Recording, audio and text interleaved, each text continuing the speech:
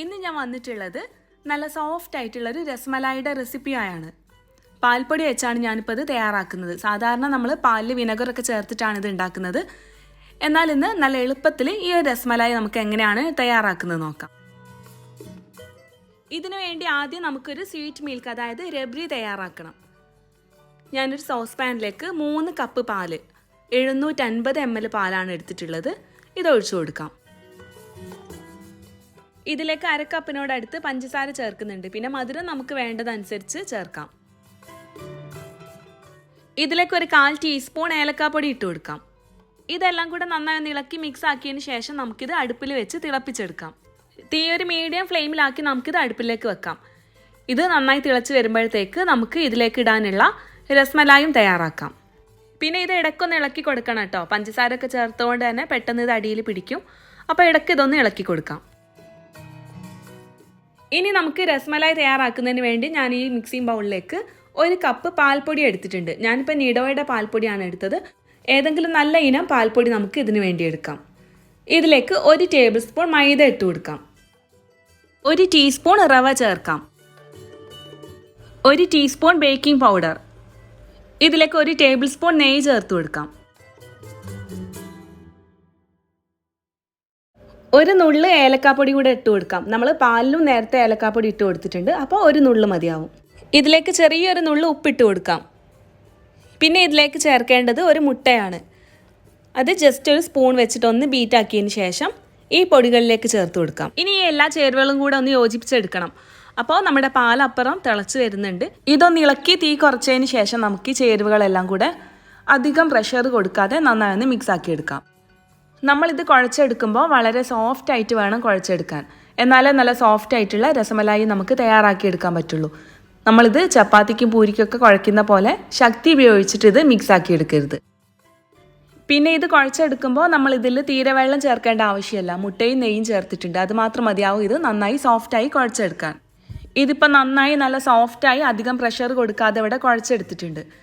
ഇനി ഇത് കുഴച്ചെടുത്ത് കഴിഞ്ഞാൽ നമ്മൾ തീരെ മാവ് റെസ്റ്റ് ചെയ്യാൻ വേണ്ടി വെക്കേണ്ട. അപ്പോൾ തന്നെ ചെറിയ ചെറിയ ബോൾസ് ആക്കി നമുക്കിത് തിളച്ചുകൊണ്ടിരിക്കുന്ന പാലിലേക്ക് ഇട്ട് കൊടുക്കാം. ഇത് നമ്മൾ റെസ്റ്റ് ചെയ്യാൻ വേണ്ടി വെച്ചാൽ മാവ് പെട്ടെന്ന് ഡ്രൈ ആയി ഹാർഡാവും. നമ്മൾ രസ്മലായി തയ്യാറാക്കി എടുക്കുമ്പോൾ ഉള്ളിൽ നല്ല കട്ടിയായിരിക്കും.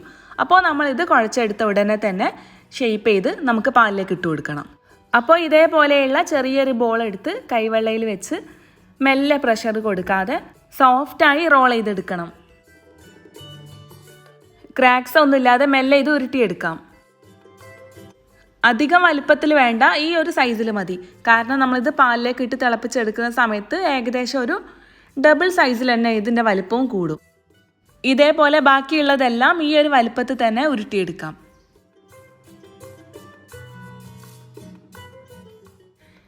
ഇതിനിപ്പോൾ ലൈറ്റ് ആയിട്ടുള്ളൊരു യെല്ലോ കളർ ഉണ്ട്. കാരണം എഗ് യോക്കിന് കുറച്ച് കളർ കൂടുതലായിരുന്നു. അതുകൊണ്ടാണ് നമ്മളിത് പാലിലേക്ക് ഇട്ട് തിളപ്പിച്ചെടുക്കുന്ന സമയത്ത് നല്ല കറക്റ്റ് കളറിൽ കിട്ടിക്കോളും. ഇപ്പോൾ എല്ലാ ബോൾസും ഇവിടെ റെഡിയാക്കി എടുത്തിട്ടുണ്ട്. ഇനി തിളച്ചുകൊണ്ടിരിക്കുന്ന പാലിലേക്ക് നമുക്കിത് ഇട്ട് കൊടുക്കാം. ഇതൊന്ന് ഇളക്കി മിക്സ് ആക്കിയതിന് ശേഷം ഓരോ ബോൾസായി ഇതിലേക്ക് ഇട്ട് കൊടുക്കാം. പാല് ചെറുതായി ഒന്ന് കുറുകി വന്നിട്ടുണ്ട്. ഇതിലേക്ക് ഓരോരോ ബോൾസായി ഇട്ട് കൊടുക്കാം.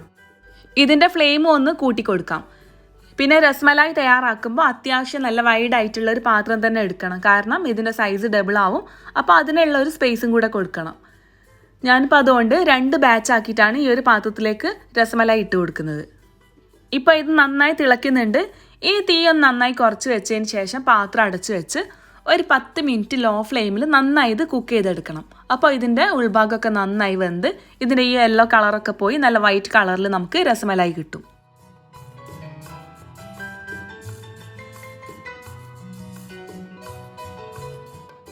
പത്ത് മിനിറ്റിന് ശേഷം രസമലായി ഇവിടെ നന്നായി കുക്കായി നല്ല സോഫ്റ്റ് ആയിട്ട് വന്നിട്ടുണ്ട്. ഇനി നമുക്കിതൊരു പ്ലേറ്റിലേക്ക് എടുത്ത് മാറ്റാം. പിന്നെ നല്ല വലിപ്പത്തിലുള്ള പാത്രമൊക്കെ ആണെന്നുണ്ടെങ്കിൽ നമുക്ക് ഇതേപോലെ 2 തവണയായി രണ്ട് ബാച്ചായിട്ട് ഇട്ട് കൊടുക്കേണ്ട ആവശ്യമില്ല. എല്ലാ ബോൾസും ഒരുമിച്ചിട്ട് കുക്ക് ചെയ്തെടുത്താൽ മതി. അതിനുശേഷം നന്നായി കുക്കായതിന് ശേഷം തീ ഓഫാക്കി ഈ പാലിൽ നിന്ന് പുറത്തേക്ക് എടുക്കേണ്ട ആവശ്യമില്ല. അപ്പോൾ ഈ ചൂട് കിടന്ന് ഒന്നും കൂടെ ഒന്ന് നല്ല സോഫ്റ്റ് ആയിട്ട് കിട്ടുകയും ചെയ്യും. ചൂടാറിയതിന് ശേഷം എടുത്ത് നമുക്ക് ഫ്രിഡ്ജിലേക്ക് മാറ്റിയാൽ മതി. അപ്പോൾ ഇത് ശ്രദ്ധിച്ച് പുറത്തേക്ക് എടുക്കണേ. നല്ല സോഫ്റ്റ് ആയതുകൊണ്ട് തന്നെ പെട്ടെന്ന് പൊട്ടിപ്പോവും. ബാക്കിയുള്ള ബോൾസ് ഈ പാലിലേക്ക് ഇട്ട് ഒരു 10 മിനിറ്റ് പാത്രം അടച്ച് വെച്ച് ചെറിയ തീയിലാക്കി വേവിച്ചെടുക്കാം. ഇതും ഇപ്പോൾ ഇവിടെ നന്നായി വെന്ത് വന്നിട്ടുണ്ട്. ഒന്നുകിൽ ഈ പാലിൽ രസമലായി പുറത്തേക്ക് എടുക്കാതെ ചൂടാറാൻ വെക്കാം, അല്ലാന്നുണ്ടെങ്കിൽ ഒരു സെർവിങ് പ്ലേറ്റിലേക്ക് നിരത്തിയതിന് ശേഷം അതിൻ്റെ മേലെ ഈ പാൽ ഒഴിച്ചു കൊടുക്കാം. ഈ രസമലായി ഒരു സെർവിങ് ട്രേയിലേക്ക് മാറ്റി അതിൻ്റെ മേലെ ഈ സ്വീറ്റ് മിൽക്ക് ഒഴിച്ചതിന് ശേഷം ചുരുങ്ങിയത് ഒരു 4-5 മണിക്കൂർ അല്ലെങ്കിൽ ഓവർനൈറ്റ് നമുക്കിത് ഫ്രിഡ്ജിൽ വെച്ച് നന്നായി തണുപ്പിച്ചെടുക്കാം. രസമലായി നന്നായി തണുപ്പിച്ച് ഒരു പ്ലേറ്റിലേക്ക് എടുത്തിട്ടുണ്ട്. അതിൻ്റെ മേലെ ഈ സ്വീറ്റ് മിൽക്ക് അഥവാ റബ്രി ഒഴിച്ചു കൊടുക്കാം. ഇതിൻ്റെ മേലെ കുറച്ച് ക്രഷ്ഡ് പിസ്താഷ്യോസും സാഫ്രോൺ ഉണ്ടെങ്കിൽ ഒരല്പം സാഫ്രോണും കൂടെ ഒന്ന് വിതറി കൊടുക്കാം. ഇനി ഈ റബ്രിക്ക് നല്ല യെല്ലോ കളർ വേണമെന്നുണ്ടെങ്കിൽ പാല് തിളപ്പിക്കുന്ന സമയത്ത് അതിലേക്ക് ഒരല്പം സാഫ്രോണും കൂടെ ഇട്ട് കൊടുക്കാം. അല്ലെങ്കിൽ നമ്മൾ തണുപ്പിക്കാൻ വേണ്ടി ഫ്രിഡ്ജിലേക്ക് വെക്കുന്ന സമയത്ത് ഇട്ട് കൊടുത്താലും മതി.